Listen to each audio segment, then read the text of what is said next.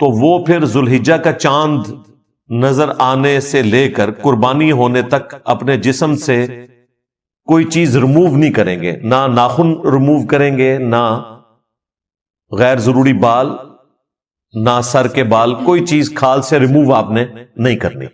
لیکن اس سے پہلے ایک دو چیزیں، چونکہ اب ذوالحجہ 1446 ہجری شروع ہونے والا ہے، تو ایک دو اناؤنسمنٹس کرنا آج ہی ضروری ہیں، ورنہ ٹائملی اگر اسے اناؤنس نہ کیا تو آپ کے لیے کوئی فائدہ مند نہیں ہوگی۔ اس میں سے پہلی چیز جو ہے وہ یوم عرفہ کا روزہ ہے۔ صحیح مسلم میں حدیث ہے کہ میں اللہ سے امید کرتا ہوں کہ یوم عرفہ یعنی 9 ذوالحجہ کا روزہ جو ہے وہ 2 سال کے گناہوں کا کفارہ بن جائے گا۔ آپ علیہ السلام کی سنت تھی، یہ روزہ آپ رکھا کرتے تھے، صحابہ کرام کو بھی ترغیب دلایا کرتے تھے۔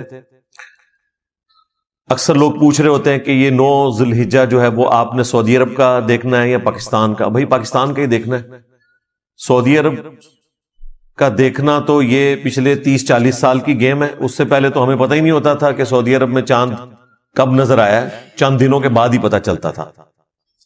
اور اگر آپ شروع کے 1200-1300 سال دیکھیں تو یہاں تو کسی کو نہیں پتا ہوتا تھا کہ یوم عرفہ کب آنا ہے۔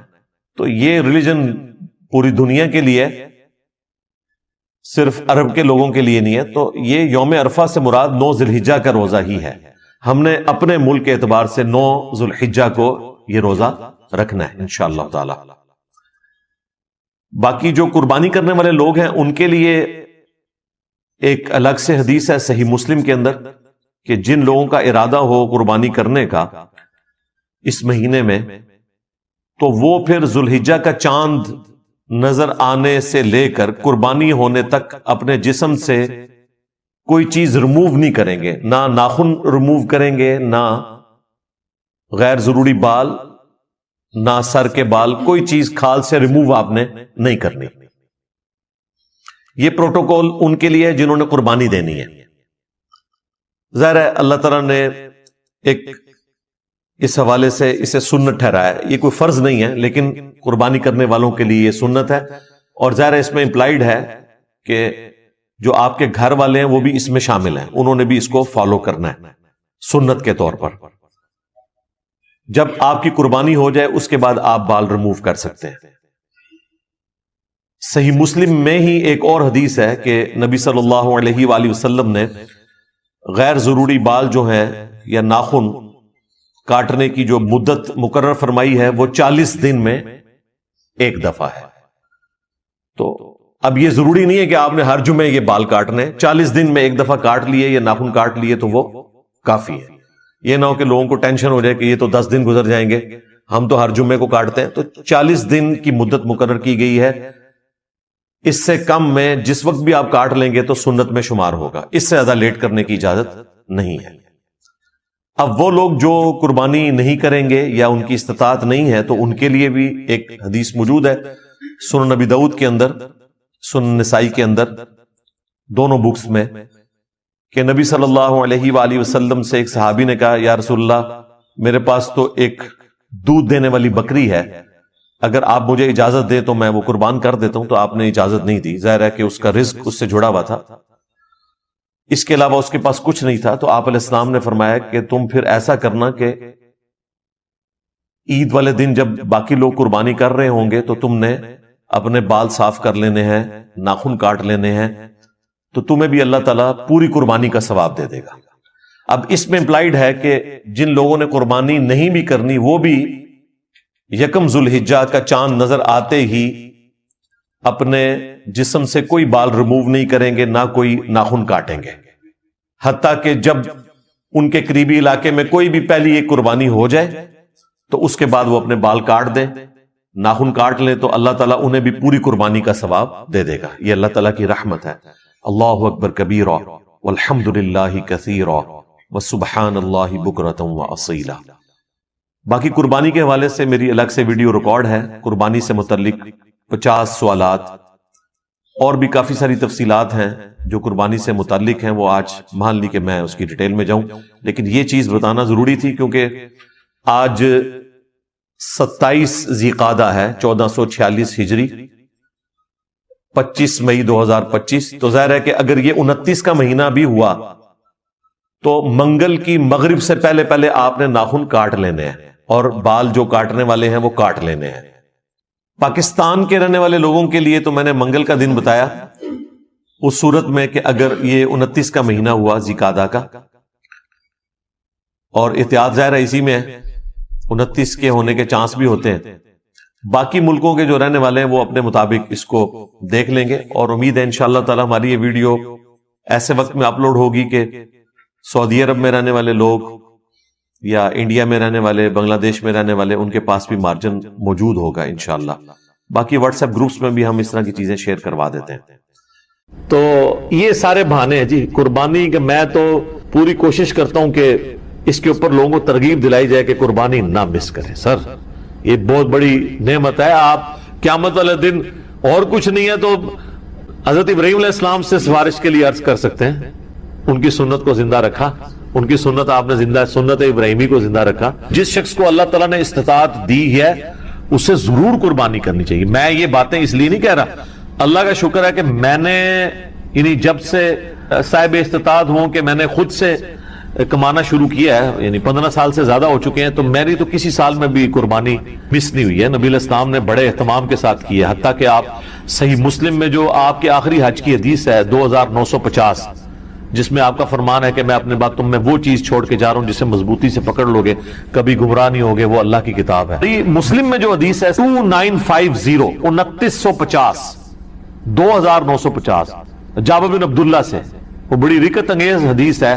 جابر بن عبداللہ آلموسٹ نابینا ہو چکے ہوتے ہیں تو امام باقر ان کو ملنے کے لیے جاتے ہیں، تو ان کو بتایا جاتا ہے کہ حضور کا بچہ آیا آپ کے پاس، امام باقر حضرت حسین کے پوتے، تو وہ ان کو اپنے پاس بٹھاتے ہیں، تو حضرت امام باقر اس حدیث کو روایت کرتے ہیں، اور امام باقر سے امام جعفر صادق نے بیان کیا ہے، اور 2 واسطوں سے امام مسلم نے لی ہے۔ تو امام باقر کہتے ہیں کہ جابر بن عبداللہ میرے یہ سامنے کے بٹن کھولتے ہیں اور میرے سینے پہ یوں ہاتھ رکھتے ہیں اور کہتے ہیں تم میرے نبی کے بیٹے ہو، تم مجھ سے جو پوچھنا چاہتے ہو پوچھو۔ تو وہ کہتے ہیں میں آپ سے پوچھنے آیا ہوں کہ نبی علیہ السلام نے حج کس طرح کیا تھا؟ تو وہ حج کی آلموسٹ 7-8 صفحوں پہ لمبی حدیث ہے، مسلم شریف میں 2950 اور مشکات میں دوسری جلد میں حج کے چیپٹر میں پہلی حدیث یہ ہے۔ اس میں الفاظ ہیں کہ یمن سے نبی علیہ السلام نے 100 اونٹ منگوائے حجۃ الوداع کے موقع پر، 63 اونٹ آپ نے اپنے مبارک ہاتھوں سے نہر کیے ایک حج کے موقع پہ، 63 اونٹ، اور یہ حضور اپنی طرف سے کر رہے ہیں، اور باقی 37 جو ہیں وہ مولا علی کو کہا کہ تم نے کرنا ہے۔ تو 63 میں اشارہ تھا کہ آپ کی چونکہ زندگی مبارک کے 63 سال ہیں، آپ نے پورے سال ایک سال کی قربانی ایک ہی دفعہ کی ہے۔ اور اس کے بعد جابر بن عبداللہ کہتے ہیں کہ جب وہ 100 کے 100 اونٹ نہر ہو گئے تو نبی علیہ السلام نے حکم دیا کہ ہر اونٹ میں سے ایک ایک بوٹی لی جائے، اور وہ ساری 100 کی 100 بوٹیاں ایک دیگ میں ڈال کے پکائی گئیں، ہر ایک جانور سے ایک بوٹی لے کے۔ اور پھر جابر بن عبداللہ کہتے ہیں کہ مولا علی نے اور نبی علیہ السلام نے ایک دسترخوان پہ بیٹھ کے تناول فرمایا۔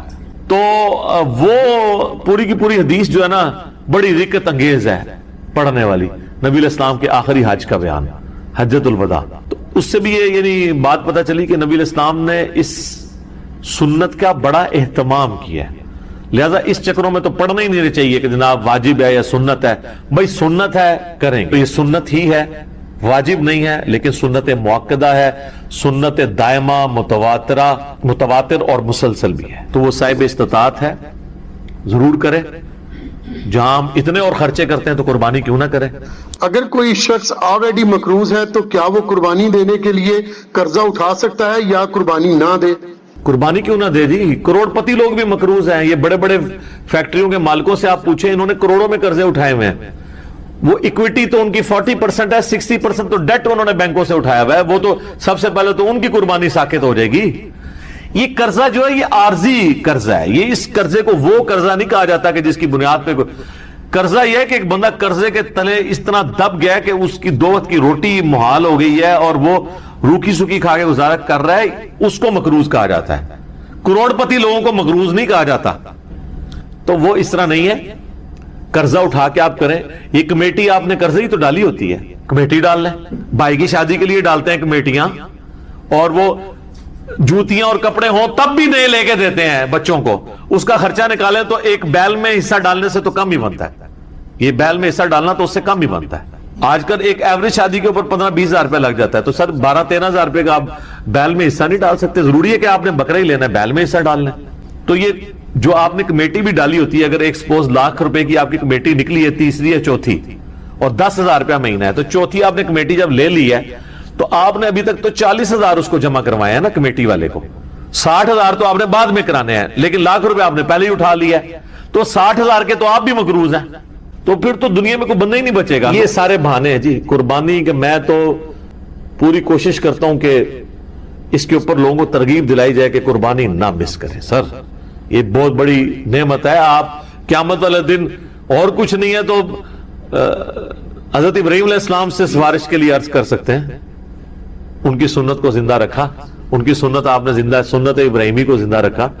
کوئی ایک نیکی اپنے ساتھ رکھیں اور اچھی چیز قربان کریں، ریاکاری کے لیے نہیں۔ جس طرح وہ یہ بھی دیکھیں آپ، یہ ٹی وی چینلز میں شروع ہو جائے گا، وہ کراچی میں ایک بندہ ہے، وہ جناب بچپن میں ایک بیل اوپر تیسری منزل پہ چوتھی منزل پہ چڑھا لیتا ہے، پھر وہ کرین آتی ہے اس کو اتارنے کے لیے۔ اس طریقے سے ایک بندہ ہے وہ جناب امریکن بیل منگواتا ہے، اس میں چپیں فٹ ہوئی ہوتی ہیں۔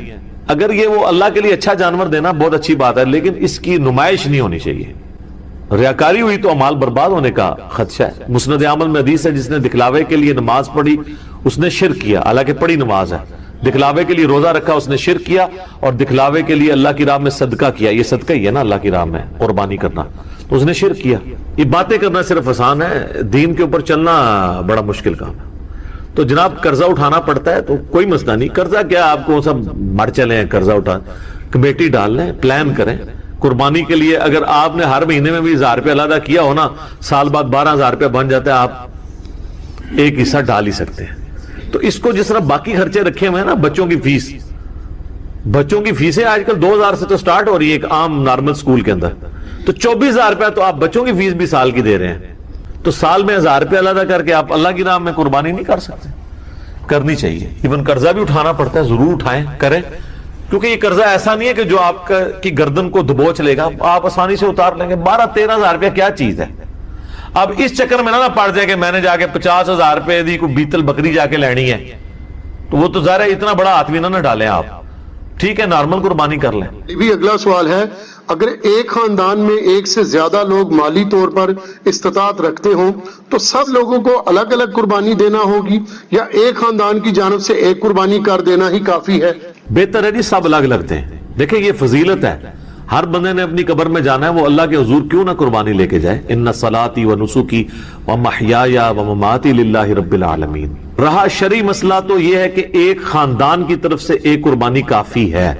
وہ سنن ابن ماجہ میں بھی اور جامع ترمذی میں حدیث موجود ہے، ابو ایوب انصاری رضی اللہ تعالیٰ عنہ سے جب پوچھا گیا تو انہوں نے فرمایا کہ ہم نبی علیہ السلام کے زمانے میں ایک خاندان کی طرف سے ایک ہی بکری قربان کیا کرتے تھے، پھر بعد میں جب لوگ باہم دولت میں ایک دوسرے پہ فخر کرنا شروع کر دیا تو پھر ایک سے زیادہ لوگ جانور قربان کرنا شروع کر دیا لوگوں نے۔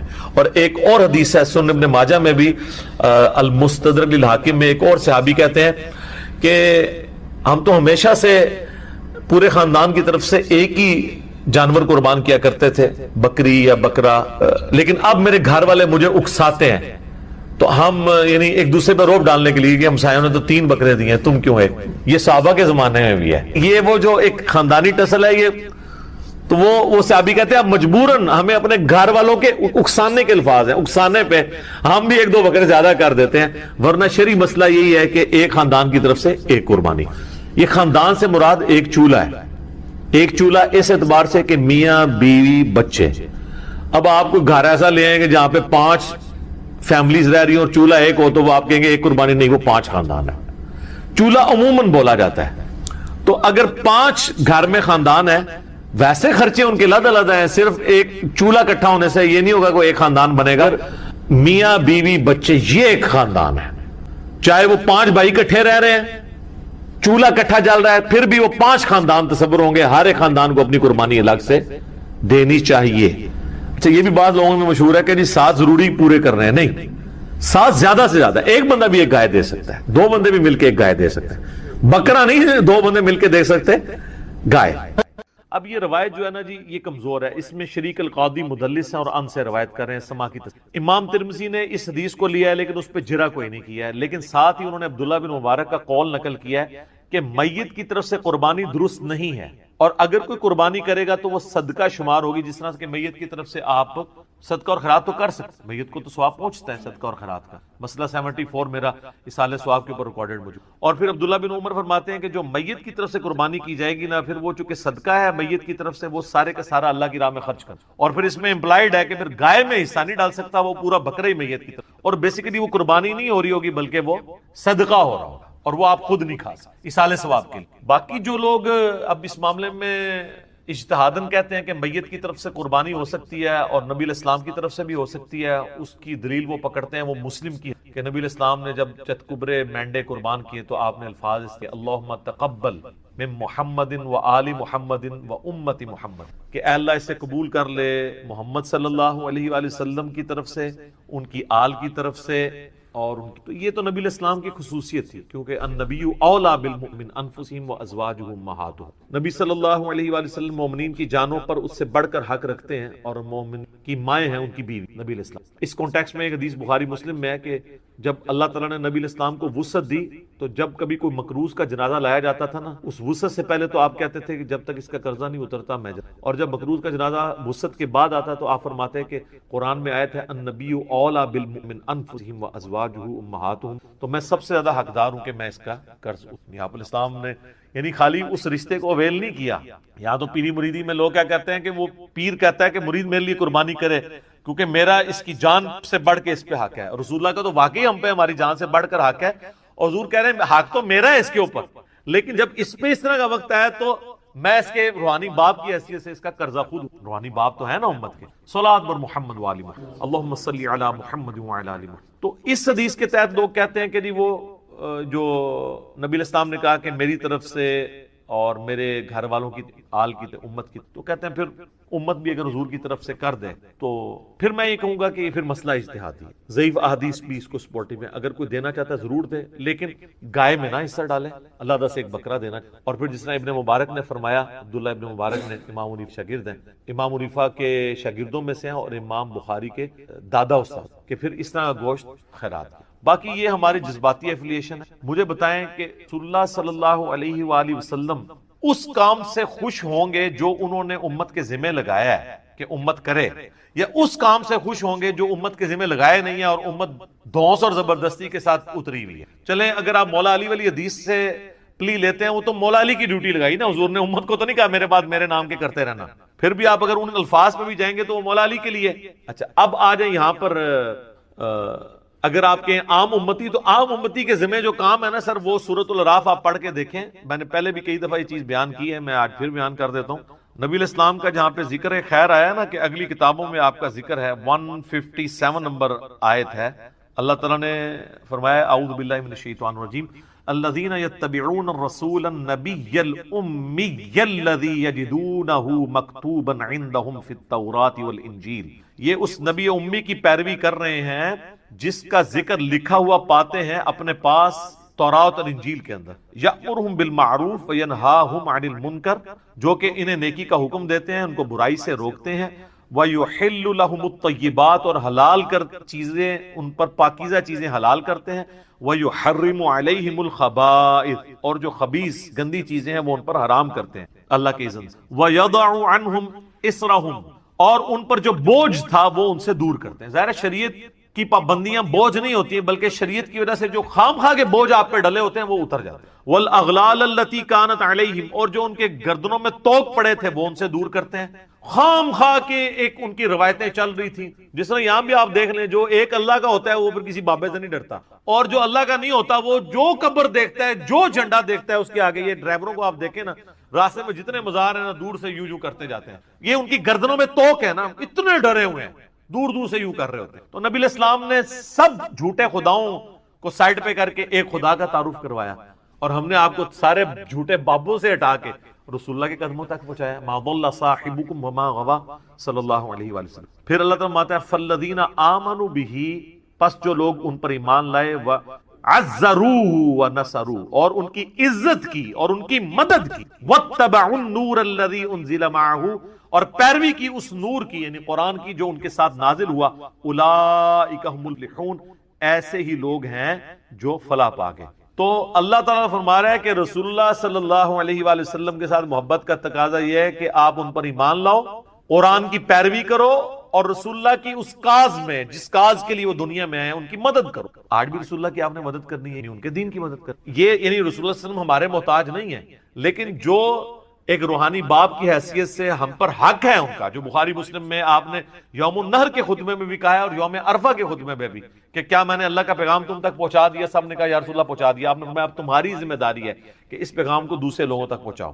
پھر 3 دفعہ آپ نے گواہ بھی کیا، اللہم اشہد اللہم اشہد اللہم اشہد، اے اللہ گواہ رہنا، اے اللہ گواہ رہنا، گواہ رہنا، یہ لوگ مان رہے ہیں کہ میں نے پیغام پہنچا۔ تو نبی علیہ السلام اس کو شہادت علی الناس کہتے ہیں، اللہ کے گواہ بن کے انسانیت کے اوپر کھڑا ہونا۔ تو یہ آپ کی ذمہ داری ہے۔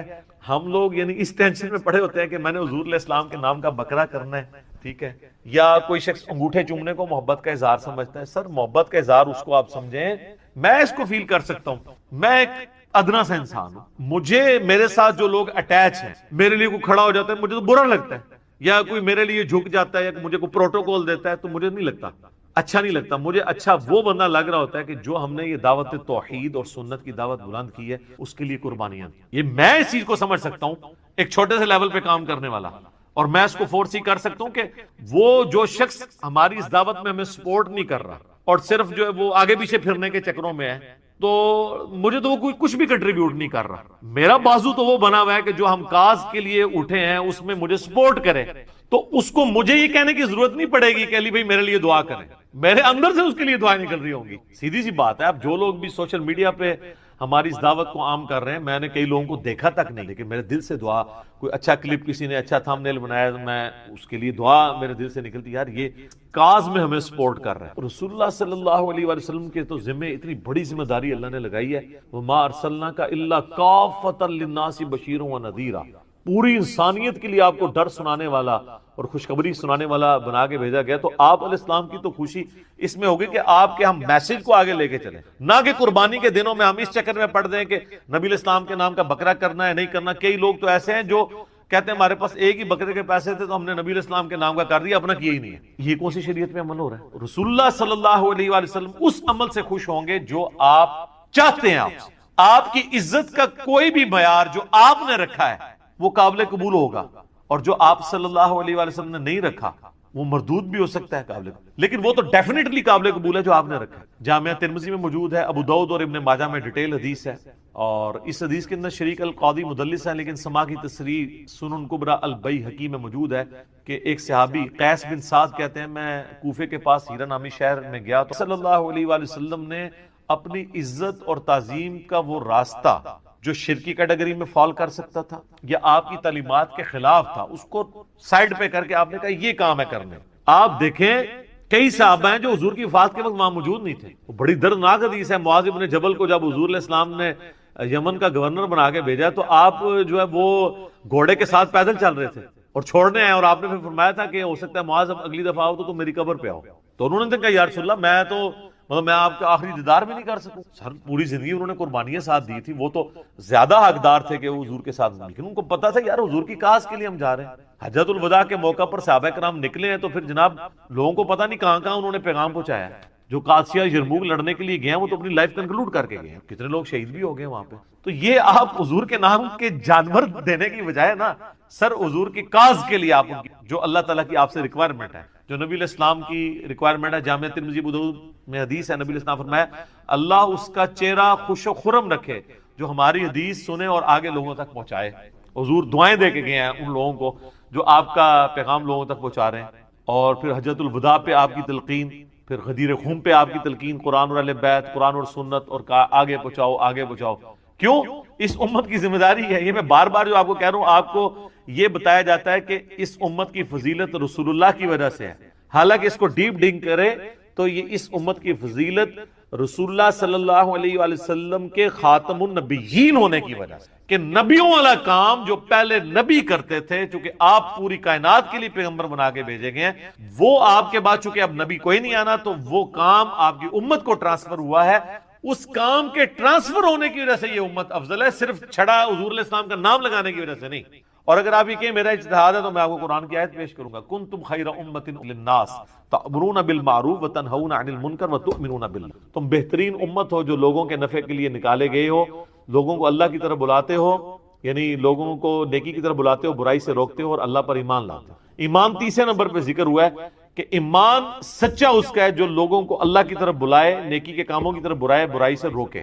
تو نبی علیہ السلام کا منصب تو یہ تھا، اور آپ کی مدد آپ نے اس طریقے سے کرنی۔ یہ حضرت عیسیٰ علیہ السلام اپنے ساتھیوں سے جب کہہ رہے ہیں من انصاری اللہ، تو کوئی مطلب نعوذ باللہ من ذالک کو دنیاوی طور پہ کوئی فوڈ چین کھولنے کے لیے تو نہیں وہ کہہ رہے تھے، دین کے مدد کے لیے۔ تو حواریوں وقال الحواریون نحن انصار اللہ، ہم جو ہیں وہ اللہ کے مددگار، اس کے دین کے مددگار۔ تو رسول اللہ کے نام کے بکرے قربان کرنے کی بجائے نا آپ دین میں ان کے لیے مدد اور اس دین کے پیغام کو، یہ ہے کام کا۔ تو باقی ساری چیزیں تو ثانوی ہیں، باقی آپ اصالہ ثواب کے اوپر مسئلہ 74 میرا دیکھ لیں۔ 10 لاکھ سے زیادہ لوگ یوٹیوب پہ ویڈیو دیکھ چکے، بلکہ 1.2 یا 1.3 ملین کے قریب لوگ دیکھ۔ میں نے اصالہ ثواب کی ساری شکل اس کیٹیگری میں فال کرے گا۔ قربانی والا مسئلہ جو ہے مختلف ہے، باقی وہ جو ہے سے سارا لیتے ہیں، وہ روایتیں کم پر زیادہ سے زیادہ مولا علی کی خصوصیت ہو، اور باقی رہا رسول اللہ کا کہنا کہ محمد آل محمد اور امت محمد کی طرف سے قبول کر، تو یہ نبی علیہ السلام کی خصوصیت۔ ورنہ تو آپ بھی جب پھر قربانی کریں تو آپ بھی کیا پھر یہ ساتھ کہیں گے کہ میری طرف سے، میرے گھر والوں کی طرف سے، رسول اللہ کی طرف سے اور پوری امت کی طرف سے قبول کر، لہذا پوری امت نور کرنے کی ضرورت ہی نہیں ہے، اس طرح تو نہیں ہے۔ تو اس جو خصوصیت والی چیز ہے اس کو اس طریقے سے۔ پوائنٹ نمبر 13، تو یہ سب سے بڑا تھا، تھوڑے سے پوائنٹس رہ گئے، انشاءاللہ تھوڑے دیر میں یہ کور ہو جائیں گے کہ گوشت کے کتنے حصے کیے جائیں، یہ بھی بڑا کریٹیکل مسئلہ ہے۔ تو کوئی صحیح حدیث تو دور کی بات، ضعیف روایت بھی نہیں ہے کہ گوشت کے 3 حصے کیے جائیں، ایک رشتہ داروں کے لیے، ایک غریبوں کے لیے، ایک اپنے لیے۔ سارا خود بھی کھا سکتے ہیں، کوئی مسئلہ نہیں ہے، لیکن پریفریبل یہ ہے کہ غریبوں اور محتاجوں کو بھی کھلایا جائے، وہ میں انشاءاللہ بتا دوں گا بعد میں، اور وہ ہے اگلا پوائنٹ۔ اور یہاں بات یاد رکھیں، حنفی بھی یہ بات نہیں مانتے، ان کے علماء ضرور کہتے ہیں کہ 3 حصے کریں، لیکن وہ بھی یہ بات ان کی کتابوں میں موجود ہے کہ 3 حصے کرنا ضروری نہیں، سارا خود بھی کھا سکتے ہیں۔ وہ پوائنٹ نمبر 14 ہے کہ سورۃ الحج کی آیت نمبر 28 میں اللہ تعالیٰ نے فرمایا، اور وہ میں آیت انشاءاللہ آخر میں پڑھ بھی دوں گا، کہ آپ صلی اللہ علیہ وسلم پر یہ آیت مبارکہ جو نازل ہوئی اس میں فرمایا گیا کہ قربانی جب حج کی کرو تو خود بھی کھاؤ اور محتاجوں اور غریبوں کو بھی کھلاؤ۔ تو کیٹاگوریکل مینشن ہوا کہ خود بھی کھانا ہے اور غریبوں کو بھی کھلانا ہے۔ اور صحیح بخاری اور صحیح مسلم کی متفق علیہ حدیث ہے، آپ صلی اللہ علیہ وسلم نے فرمایا، تم میں سے جس نے بھی قربانی کی ہے تو 3 دن سے زیادہ وہ اپنے گھر گوشت سٹور نہ کرے۔ پھر اگلے سال آپ صلی اللہ علیہ وسلم سے صحابہ نے پوچھا، یا رسول اللہ آپ نے پچھلی دفعہ تو کہا تھا 3 دن سے زیادہ گوشت نہیں رکھنا، تو اس سال بھی ہم یہی کریں؟ تو آپ صلی اللہ علیہ وسلم فرمایا نہیں، پچھلے سال میں نے اس لیے کہا تھا کہ قحط کا زمانہ تھا اور میں نہیں چاہتا تھا تم سارا گوشت جو ہے وہ اپنے پاس رکھو، اپنے غریب بھائیوں کو بھی کھلاؤ، اس لیے میں نے تم پر یہ پابندی لگائی تھی کہ 3 دن سے زیادہ گوشت سٹور نہیں کرنا اور سارا صدقہ اور خیرات کر دینا ہے۔ اب گوشت خود بھی کھاؤ، غریبوں کو بھی کھلاؤ اور ذخیرہ بھی کر لو۔ یہ بخاری اور مسلم متفق علیہ حدیث ہے۔ اس حدیث میں بھی اشارہ مل گیا کہ قربانی کے 3 دن ہے، اشارہ ملا، 3 دن سے زیادہ نہیں رکھنا۔ اور یہ بھی پوائنٹ شیخ زبیر علی صاحب نے ایکسپلور کیا، اور واقعی حقیقت بات ہے کہ اس کے اندر امپلائڈ ہے کہ 3 دن قربانی ہے، بخاری مسلم کی حدیث میں 3 دن سے زیادہ گوشت نہیں رکھنا۔ پوائنٹ نمبر 15 نمبر، کیا قربانی کے گوشت تک روزہ رکھا جائے گا؟ یہ بھی پوائنٹ ہے۔ اکثر لوگوں میں یہ مشہور ہے کہ جی وہ گوشت پکے گا پھر آپ نے روزہ کھولنا ہے۔ دیکھیں اندازہ کریں، حالانکہ میں پہلے بھی بتا چکا کہ بخاری اور مسلم کی متفق علیہ حدیث ہے کہ 2 دن تو روزہ ہے ہی نہیں ہے، عید الفطر اور عید الاضحیٰ، اور صحیح مسلم ہے کہ یوم تشریق بھی کھانے پینے کے دن ہے، ان میں بھی روزے سے اوائڈ کرنا چاہیے، کھانے پینے کے دن۔ یہ پتہ نہیں مسئلہ کہاں سے نکالا، البتہ ایک بات ضرور ہے، وہ جامعہ ترمذی میں صحیح سند کے ساتھ کہ آپ صلی اللہ علیہ وسلم نے فرمایا کہ جو عید الفطر کے لیے آپ صلی اللہ علیہ وسلم جب جایا کرتے تھے تو آپ صلی اللہ علیہ وسلم گھر سے کچھ کھا کر جایا کرتے تھے چھوٹی عید کی، اور بڑی عید کے لیے جب آپ صلی اللہ علیہ وسلم جایا کرتے تو بغیر کھائے پیے جایا کرتے اور واپسی پر آ کر کھایا کرتے۔ اس میں یہ موجود نہیں کہ وہ گوشت پکا کے کھاتے تھے، بس یہ کہ واپسی پر آ کر کھاتے تھے، یعنی جاتے وقت کچھ نہیں کھانا۔ البتہ یہ ضرور ہے کہ اگر جلدی قربانی ہو جاتی ہے بالکل ارلی ان دا مارننگ، تو سب سے بہتر یہ ہے کہ آپ اسی گوشت کے ساتھ ناشتہ کریں۔ لیکن وہ قربانی ہونی ہے 2 دن، دوسرے دن اگر آپ کو ٹائم دیا ہوا ہے کسی مدرسے والے تو 2 دن کا روزہ رکھیں گے، تو یہ عقلی طور پہ ہی غلط ہے بات۔ دیکھیں نا، عقل میں نہیں بات بیٹھتی۔ یہ ہو گیا وہ الزامی جواب جس کو پنجابی میں پھکی کہتے ہیں، تو جس کو تیسرا دن ملا تو وہ بندہ ہی مارا جائے گا عید کے چکر میں۔ تو یہ بات سمجھ لیں کہ عید کے بعد کھانا، یعنی عید سے پہلے کھانا نہیں، عید کے بعد آ کر کھائیں، تو یہ نہیں۔ ہاں یہ ضرور ہے، الحمدللہ صحیح مسلم میں مولا علی رضی اللہ تعالیٰ عنہ 100 اونٹ لے کر آئے یمن سے حج کے موقع پر، صحیح مسلم میں وہ ڈیٹیل حدیث ہے، یہ وہی حدیث ہے 2950 نمبر حدیث جس میں حجۃ الوداع کا حضور کا خطبہ بھی ہے، میں اپنے بعد تم میں وہ چیز چھوڑ کر جا رہا ہوں، اگر مضبوطی سے پکڑ لیا کبھی گمراہ نہیں ہوگے، وہ اللہ کی کتاب ہے۔ صحیح مسلم میں اللہ کی کتاب۔ جابر بن عبداللہ رضی اللہ تعالیٰ عنہ سے، پھر جابر بن عبداللہ کہتے ہیں کہ سیدنا علی 100 اونٹ لے کر آئے، نبی صلی اللہ علیہ وسلم نے اپنے مبارک ہاتھوں سے 63 اونٹ قربان کیے، اور اس میں اشارہ موجود تھا کہ یہ آپ کا آخری سال ہے، کیونکہ 63 سال ہی آپ کی زندگی ہوئی، آپ نے پوری زندگی کی قربانیاں ایک دفعہ کی 63 اونٹ، یہ تو بعد میں پتا چلا نا۔ اور بخاری اور مسلم میں حدیث ہے بڑی رکت والی، صحابہ کہتے ہیں حضور ہم میں موجود تھے اور ہم کہا کرتے تھے یہ حجۃ الوداع ہے، یہ واو پہ زبر ہے، ودا نہیں لفظ ہوتا، حجۃ الوداع، لیکن ہمیں اس وقت نہیں پتا تھا ہم اسے حجۃ الوداع کیوں کہتے ہیں، حالانکہ الوداع ہی تھا، تو بعد میں پتا چلا یہ حجۃ الوداع کیوں ہے، آپ صلی اللہ علیہ وسلم کا وہ آخری سال تھا۔ تو حجۃ الوداع کے موقع پر آپ صلی اللہ علیہ وسلم نے 63 اونٹ اپنے مبارک ہاتھوں سے قربان کیے، اور پھر 37 اونٹ سیدنا علی کو کہا کہ تم قربان کرو، تو سیدنا علی نے وہ 37 اونٹ قربان کر کے 100 کا ہنسا پورا کیا۔ پھر جابر بن عبداللہ کہتے ہیں آپ صلی اللہ علیہ وسلم نے حکم فرمایا کہ ہر اونٹ میں سے ایک ایک گوشت کی بوٹی لی جائے، 100 اونٹوں میں سے، اور پھر اس کو ایک دیگ میں پکایا جائے، یعنی 100 اونٹوں کی ایک ایک بوٹی لے کر وہ پھر دیگ میں پکائی گئی، پھر گوشت اس کا تیار ہوا، تو جابر بن عبداللہ کہتے ہیں پھر ان دونوں نے بیٹھ کر کھایا، کس نے؟ نبی صلی اللہ علیہ وسلم اور سیدنا علی رضی اللہ عنہ۔ تو لیکن یہاں پر یہ کریٹیکل مسئلہ بھی سمجھ لیں کہ اونٹ کا گوشت کھانے سے وضو ٹوٹ جاتا ہے، یہ صحیح مسلم میں حدیث۔ آپ صلی اللہ علیہ وسلم نے پوچھا گیا یا رسول اللہ صلی اللہ علیہ وسلم ہم بکری کا گوشت کھا کر وضو دوبارہ کریں؟ فرمایا مرضی ہے، کر لو، ٹھیک نہ کرو تو کوئی حرج نہیں۔ پھر پوچھا اونٹ کا گوشت کھا کے، فرمایا کہ اونٹ کا گوشت اگر کھاؤ تو پھر وضو دوبارہ کرو۔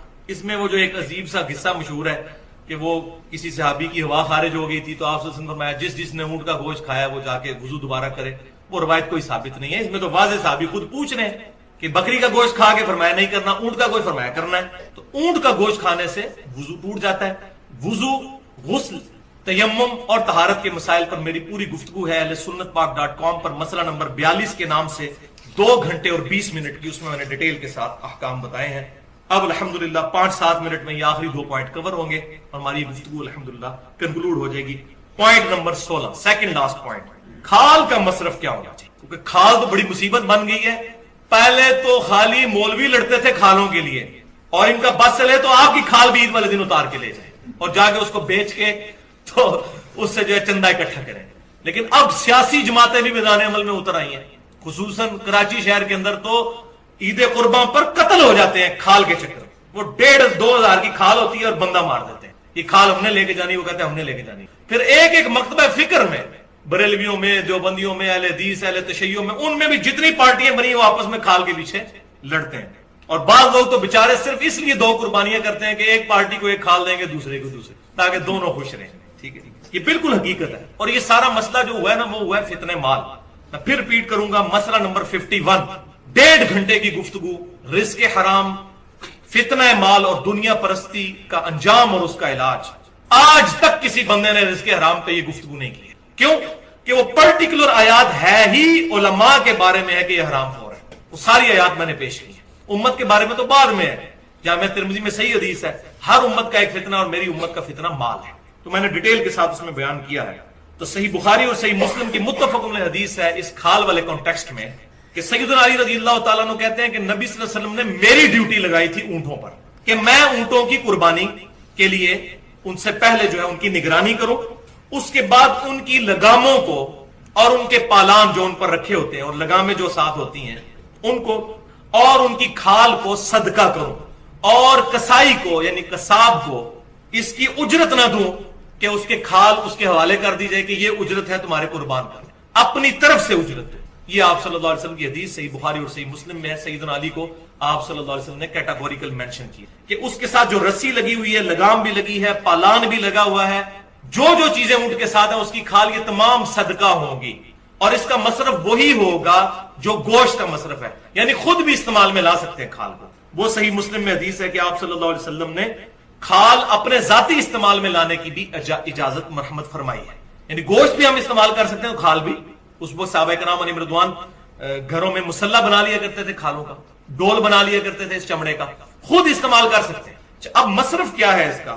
تو بھائیو پہلا مصرف تو یہ ہے کہ غریب رشتہ داروں کو صدقہ اور خیرات کیا جائے، کیونکہ قرآن پاک میں सबसे ज्यादा जोर जो है वो रिश्तेदारों से हुस्न सलूक। उसके बाद जो भी लोग दीन के लिए काम कर रहे हैं या एनजीओज हैं, मिसाल के तौर पर ईदी वेलफेयर ट्रस्ट वाले हैं, शौकत खानम वाले हैं, इसी तरीके से अल खिदमत फाउंडेशन है जमात इस्लामी की, वो है, इसी तरीके से फलाह इंसानियत जमात दावा की एक विंग है जो ये काम कर रहे हैं। तो जो भी खिदमत खल के लिए काम कर रहा है उनको भी दे जा सकती है खाल, अल्हम्दुलिल्लाह, इसमें कोई मसला नहीं।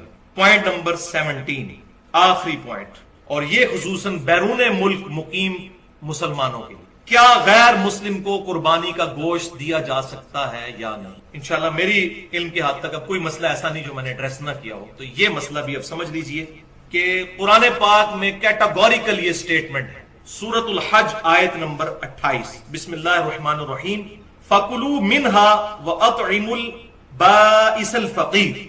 तो जब ये कुर्बान कर चुको जानवर तो इसमें से खुद भी खाओ और मोहताज गरीबों को भी खिलाओ। अब इसमें गरीब मुसलमान है या गैर मुस्लिम, इसकी कोई तफरीक नहीं, और ना ही किसी हदीस के अंदर यह तफरीक आई है। तो अपनी तरफ से शरीयत साजी करने की जरूरत नहीं, बल्कि तालीफ कल्ब के लिए, जिस तरह हमारे पाकिस्तान इंडिया में बाज़ औक़ात हमारे घरों में काम करने वाले क्रिश्चियंस होते हैं, उनके तालीफ कल्ब के लिए दिया जाए तो बहुत ज्यादा सवाब है। लिहाजा गैर मुस्लिम को कुर्बानी का गोश्त देने में कोई हर्ज नहीं है इस आयत के तहत। अल्हम्दुलिल्लाह इस पे अहले सुन्नत के तीनों ग्रोह, बरेलवी, देवबंदी और अहले हदीस और अहले तशय्यो भी मुत्तफिक हैं। बाज हमारे जो बरेलवी और देवबंदी उलमा हैं उन्होंने थोड़ी सख्ती की है कि नहीं, ये चूंकि वाजिब इबादत है, हाँ सदके वाली इबादत हो तो आप दे सकते हैं, वाजिब इबादत में ना दें। लेकिन उनके पास माशाल्लाह दूसरा टूल बड़ा अच्छा है, वो कहते हैं जी हीला कर लें कि आपके पास जो दूसरे रिश्तेदारों का गोश्त आया है वो आप क्रिश्चियंस को दे दें, अपना ना क्रिश्चियंस को तो माशाल्लाह मास्टर है ना इस काम के। तो उनके नजदीक भी पता उनको भी है कि इसका वो हाल तो निकालना है कि क्रिश्चियंस को देना है। अब जाहिर है हमारे इधर कितना गरीब तबका है, तो वो कहते हैं आपके घर जो बाकी रिश्तेदारों का गोश्त आया हुआ है ना वो आप क्रिश्चियंस को दे दें, अपना वाला किसी मुसलमान को दें। लिहाजा इस बात की कोई जो है वो दलील उनके पास नहीं है। सही बुखारी और सही मुस्लिम की मुत्तफक़ अलैह हदीस है जो मैं पहले भी बयान कर चुका कि आप सल्लल्लाहु अलैहि वसल्लम ने एक साल तो फरमाया कि 3 दिन से ज्यादा स्टोर नहीं करना गोश्त, फिर अगले साल इजाजत दी और फरमाया कि 3 दिन के बाद भी स्टोर भी कर सकते हो, खुद भी खाओ और गरीबों को भी खिलाओ। मैंने इसलिए मना किया था कि वो कहत का साल था ताकि तुम सारा गोश्त खैरात कर दो। लिहाजा इसके तहत इज्तिहादी ये मसला निकलता है कि आज भी हमारी गवर्नमेंट ऑफ पाकिस्तान अगर कोई कहत वाला मामला हो जाए या कोई नेचुरल डिजास्टर हो जाए, जैसा कि कभी जलजिला या सैलाब आ जाता है, तो गवर्नमेंट ऑफ पाकिस्तान अगर एक एग्जीक्यूटिव ऑर्डर ये जारी कर दे कि जो कुर्बानी का गोश्त है बस थोड़ा सा अपने घर में रखें और बाकी सब गवर्नमेंट के पास जमा करवाएं ताकि उन गरीब लोगों तक पहुंचाया जाए, तो ये बिल्कुल जायज है, ये किया जा सकता है एग्जीक्यूटिव ऑर्डर के तौर पर। तो और अल्हम्दुलिल्लाह ये काम कर रहे हैं, हमारी जो तंजीमें जितनी काम कर रही हैं, चाहे ईदी वाले हों या इस तरीके से अल खिदमत फाउंडेशन वाले हों या फलाह इंसानियत जो जमात दावा वालों की है, उनसे हमारा इख्तलाफ अपनी जगह जो है, लेकिन जो अच्छी बात किसी की भी उसकी तारीफ करनी चाहिए। तो ये जितने लोग ये काम कर रहे हैं ये वही काम तो कर रहे हैं। और मैं अल्हम्दुलिल्लाह मैं भी ये पिछले कई सालों से कुर्बानी डायरेक्ट उन्हीं लोगों को ही देता था, घर में नहीं, कि जो लोग जलजिला जदगान को या इस तरीके से सैलाब जदगान के लिए वहां कुर्बानी करते थे और उनको सारा तकसीम कर देते थे। तो लिहाजा ये मामला हो सकता है, इसकी इजाजत है। तो ये अल्हम्दुलिल्लाह इश्यूज जो है सारे कुर्बानी के हवाले से कंक्लूड हुए। अल्लाह ताला से दुआ है जो मैंने हक बात आज कही हमारे दिलों में रासिख फरमाए, और अगर जज्बात में मेरे मुंह से कोई गलत बात निकल गई तो अल्लाह ताला हमारे दिलों से माफ कर दे। हमें किताब और सुन्नत को सलफ के मनहज के मुताबिक समझने और दूसरों तक पहुंचाने की तौफीक अता फरमाए, इजमाए उम्मत को हुज्जत मानते हुए, और जब कभी और 100 दफा ला इलाहा इल्लल्लाह पढ़ लिया करो। ये जमीन और आसमान के दरमियान जितना फासला है इसको सवाब से खा सब ला इलाहा इल्लल्लाह के फिर बराबरी कौन कर सकता है? वो हदीस बिताका है ना, कागज के पुर्जे वाली हदीस जामे तिरमिज़ी में, एक शख्स के 99 दफातर गुनाहों के खोले जाएंगे तो अल्लाह ताला फरमाएगा मैं किसी के साथ नाइंसाफी नहीं करता। दूसरी तरफ एक कागज का टुकड़ा डाला जाएगा जिस पे ला इलाहा इल्लल्लाह लिखा। वो शख्स कहेगा ये टुकड़ा क्या कर सकता है, बस वो रखने की देर होगी, वो पड़ना भारी हो जाएगा। अल्लाह के नाम से तो वजनी कोई चीज नहीं हो सकती। इसे कहते हैं कागज के पुर्जे वाली हदीस, उसके लिए जन्नत का हुक्म हो जाएगा। ला इलाहा इल्लल्लाह का मुकाबला नहीं। इलाह अरबी में इलाहुन कहते हैं ऐसी हस्ती को जिसको पूजा जाए, जिसकी इबादत की जाए, जो इबादत के लायक हो। और जाहिर है कि उसमें ऐसी क्वालिटीज होनी चाहिए जो किसी और में ना हो, क्योंकि बाकी सब ने उसके सामने सर तस्लीम खम करना है। अल्लाह ताला की कुछ क्वालिटीज ایسی ہیں جو کسی اور میں ہو ہی نہیں سکتی، اور کچھ کوالٹیز ایسی ہیں جو اللہ تعالیٰ مخلوق کو اپنی طرف سے تفویض کسی حوالے سے فرما دیتا ہے، جیسے سمع و بصارت ہمیں بھی عطا کی ہوئی، اللہ بھی دیکھتا سنتا ہے، وہ باقی جو ڈفرینسز ہیں وہ تو اپنی جگہ، لیکن کچھ کوالٹیز ایسی ہیں جو عطائی بھی نہیں ہیں۔ ان میں سے ایک کوالٹی جو ہے وہ الہ والی، معبود۔ الہن عربی میں کہتے ہیں جس کو پوجا جائے، اور عربی زبان میں جب الف لام ساتھ لگ جاتا ہے تو وہ خاص ہو جاتا ہے۔ جیسے عربی میں سٹی، انگلش میں سٹی کہتے ہیں شہر کو، کوئی بھی شہر ہو سکتا ہے، جب دی سٹی ہوگا تو خاص شہر ہوگا۔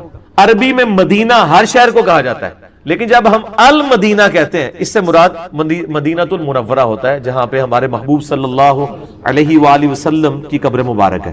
اسی طریقے سے الہ تو جھوٹے بنائے ہوئے لوگوں کے موجود ہیں، قرآن حکیم میں جھوٹے الہوں کا بھی ذکر ہے۔ الالہ یہی ہے اللہ، اللہ کے جو ورڈ کس طرح بنا الالہ، ٹھیک ہے نا، وہ عربی لنگوسٹک کی وجہ سے پھر یہ جڑ کے اللہ بن جاتا ہے، یعنی دی اونلی الہ، جس کو پوجا جائے۔ اور ظاہر ہے اس کی ایسی کوالٹیز ہیں جو کسی اور کی نہیں ہیں، اور وہ کوالٹیز کیا ہیں؟ وہ سورۃ الاخلاص میں آئی ہیں۔ قل هو اللہ احد، اے نبی صلی اللہ علیہ وآلہ وسلم فرما دیجئے کہ وہ اللہ ایک ہے، یکتا ہے، یونیک ہے، ایک نہیں ہے بلکہ یکتا ہے، ایسا یونیک کہ اس کے ہم پلے کا کوئی نہیں ہے۔ اللہ الصمد، وہ بے نیاز، اس کو کسی کی پرواہ نہیں ہے، ہاں سب اسی کے اوپر ڈیپینڈنٹ ہے۔ لم یلد ولم یولد، اس نے نہ کسی کو جنا نہ اس سے کوئی جنا گیا، یعنی اللہ تعالیٰ ہمیشہ سے ہے۔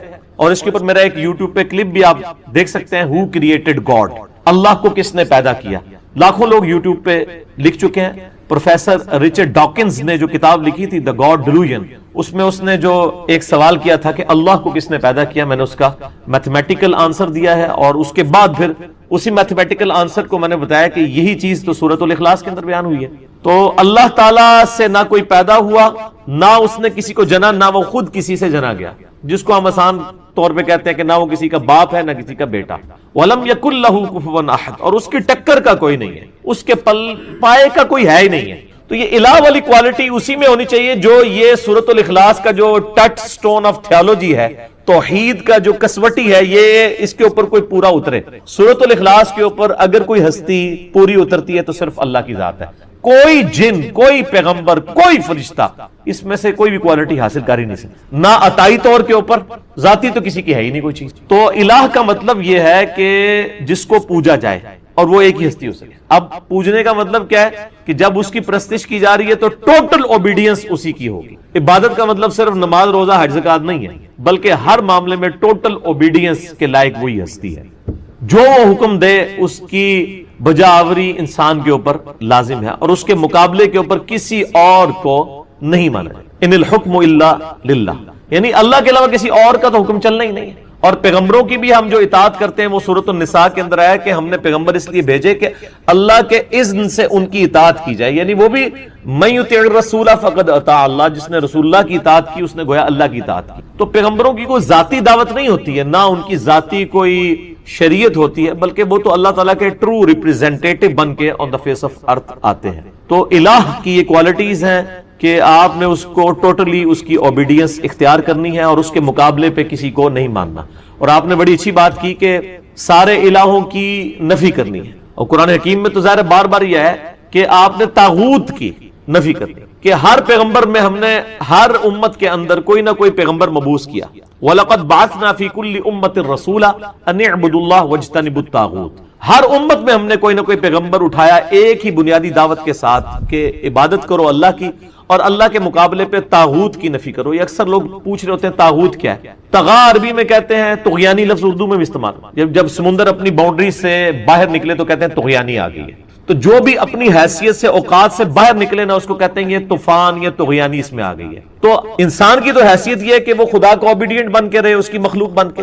جب وہ خود خدائی کا دعویٰ کرنا شروع کر دے، یا وہ اپنی اس طرح کی عزت کروانی شروع کر دے جو کہ اللہ کے شان شان ہے، تو گویا وہ اپنی حدود سے باہر نکل گیا، اسی کو طاغوت کہتے ہیں۔ شیطان بھی طاغوت ہے، شیطانی سسٹم بھی طاغوت ہے، دجالی سسٹم بھی طاغوت ہے۔ ہر وہ ہستی جو اللہ کے مقابلے پہ کھڑی ہے وہ طاغوت ہے، اور اس کی نفی کرنے کا حکم ہے۔ اور قرآن حکیم میں طاغوت کی نفی جو ہے وہ ایمان سے مقدم قرار دی گئی ہے۔ اسی لیے آپ دیکھیں ہمارے کلمے کا آغاز کس سے ہوتا ہے؟ لا الہ الا اللہ، یعنی پہلے آپ کرتے ہیں نفی کہ نہیں ہے کوئی معبود سوائے اس اللہ کے، اس کے بعد آپ اللہ کے اوپر ایمان لے کے آتے ہیں. پہلے تمام جھوٹے خداؤں کی نفی، لا الہ، کوئی الہ نہیں ہے الا اللہ سوائے اس کے. اور یہ جو میں نے بات کی سورۃ البقرہ میں جو آیت الکرسی ہے، آیت نمبر 255، اس سے اگلی آیت ہے، اعوذ باللہ من الشیطان الرجیم، لا اکراہ فی الدین، دین قبول کرنے کے معاملے میں کوئی جبر نہیں، کوئی کسی کو گن پوائنٹ کے اوپر مسلمان نہیں کر سکتا، صرف آپ نے راہ حق لوگوں کے سامنے واضح کرنا ہے. انا ہدیناہ السبیل اما شاکرا و اما کفورا. دین قبول کرنے کے معاملے میں کوئی جبر نہیں ہے. قد تبین الرشد من الغی، بے شک ہدایت جو ہے، رشد و ہدایت وہ گمراہی سے، غی سے، یہ بھی وہی لفظ آ گیا، طاغوت سے، طغیانی سے الگ اللہ تعالیٰ نے کر دیا. حق اور باطل میں اللہ نے فرق خود کر دیا. فَمَن يَكْفُرْ بِالطَّاغُوتِ، تو جو کوئی کفر کرے گا طاغوت کا، وَيُؤْمِن بِاللَّهِ، اور ایمان لائے گا اللہ پر. اللہ پر ایمان لانے سے پہلے آپ نے اللہ کے مخالفین کا کفر کرنا ہے. وہ جو ڈاکٹر اقبال کا بھی ایک شعر ہے نا، کافروں کے کافر اور کافر خدا ہمارا، وہ کافر خدا کیا، یعنی ہر مسلمان کافر بھی ہے. کس چیز کا کافر؟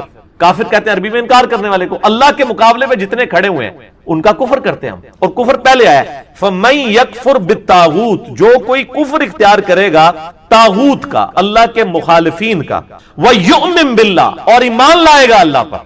یہ وہ لا الہ، لا پہلے ہے، الا اللہ بعد میں، لا الہ الا اللہ. اچھا یہ مجھے یاد آیا، وہ اگلے دن میں وہ ایک ٹی وی کے اوپر دیکھ رہا تھا، وہ بلوچستان میں کوئی ٹائر شاپ دکھا رہے تھے، اس ٹائر شاپ کا نام رکھا ہوا تھا لا الہ ٹائر شاپ. یہ تو کلمات کفر ہے. اور یہ بچوں کو بھی اکثر وہ سکھا رہے ہوتے ہیں، بیٹا پڑھو لا الہ، لا الہ. چھوٹا بچہ تو پورا جملہ پڑھ ہی نہیں سکتا، تو بچوں کو لا الہ نہیں سکھانا چاہیے، بچوں کو صرف اللہ سکھانا چاہیے. لا الہ سے تو نفی ہو جائے گی، لا الہ الا اللہ تو وہ کہہ ہی نہیں سکے گا بہت چھوٹا بچہ.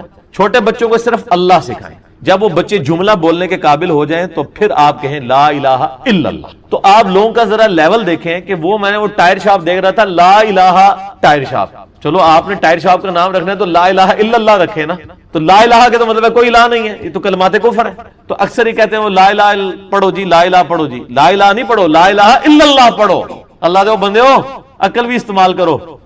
تو جس نے طاغوت کی نفی کی، وَيُؤْمِن بِاللَّهِ، اور پھر ایمان وہ اللہ پر لایا، فَقَدِ اسْتَمْسَكَ بِالْعُرْوَةِ الْوُثْقَى لَا انفِصَامَ لَهَا، تو اس نے ایک ایسا مضبوط اس نے کنڈا پکڑ لیا کہ جو کبھی ٹوٹنے والا نہیں ہے. یہ وہ لنگر، آپ کو پتا ہے وہ بحری جہازوں کو پرانے زمانے میں بادبان کی کشتیوں کو جب کنارے پہ کھڑا کرتے تو ایک مضبوط سی رسی سے، اس کو اینکر کہا جاتا ہے ہماری وہ انجینئرنگ کی لینگویج میں، اس کے ساتھ باندھ دیتے تھے تاکہ وہ جب ویوز چلیں تو یہ نہ ہو کشتی پھر آگے چلی جائے. اور اسی طریقے سے جو بڑے بحری جہاز ہیں ان کے ساتھ وہ بڑے بڑے وزن رکھے ہوئے ہوتے ہیں، انہوں نے وہ لٹکا کے تو اینکر کے طور پہ کام کرتے ہیں. تو یہ اینکر پرسن بھی لفظ استعمال ہوتا ہے نا، کیونکہ اس کے گرد ہی سارے وہ بیٹھے ہوتے ہیں نا جھوٹ سچ بولنے والے.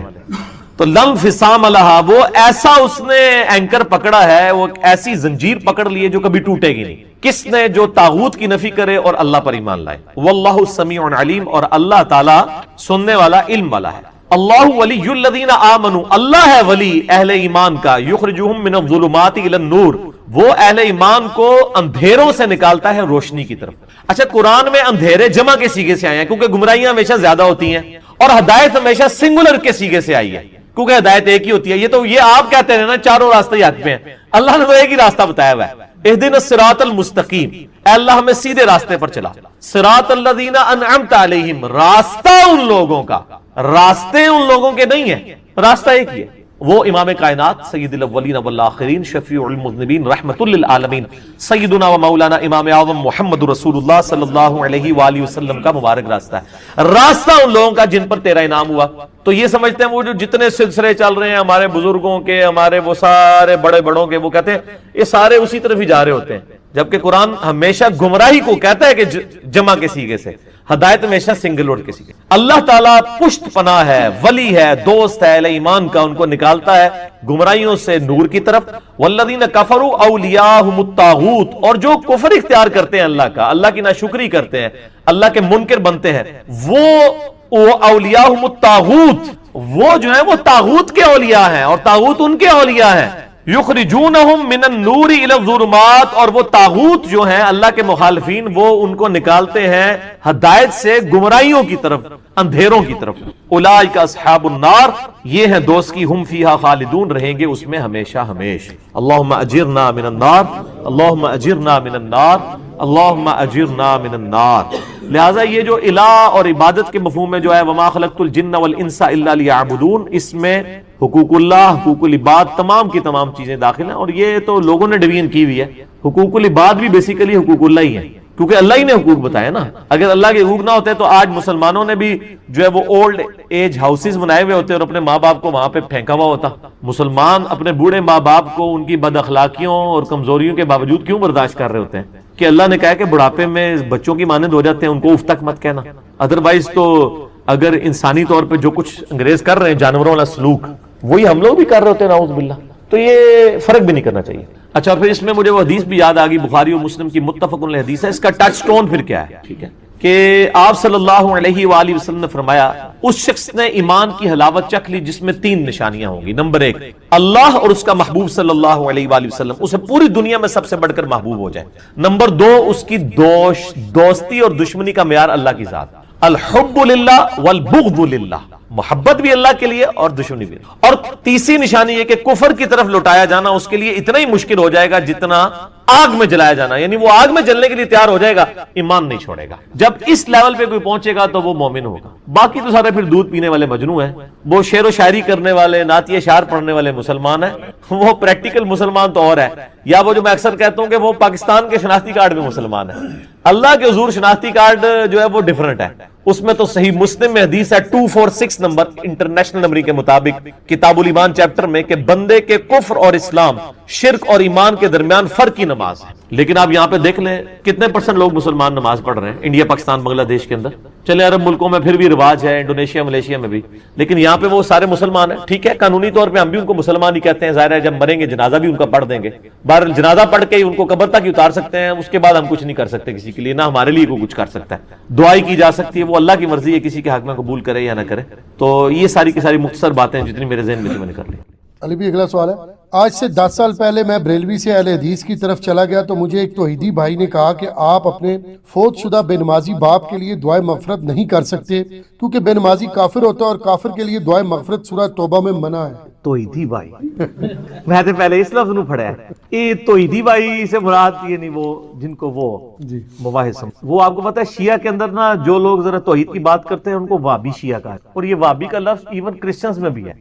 کرسچنز میں جو یہ کیتھولک ہے نا وہ پروٹیسٹنٹ کو وابی کہتے ہیں کیونکہ وہ بت پرستی کے، بت لٹکانے کے خلاف ہیں. تو وہ میں نے ایک وہ ویڈیو کے اندر وہ حیدر بھائی کے لیے کہہ دیا کہ ہمارے ایک بھائی ہیں وہ مواحد ہیں اہل، وہ کہتے ہیں جی منو تو لوگ میسج کر رہے ہیں ایسی مشرک.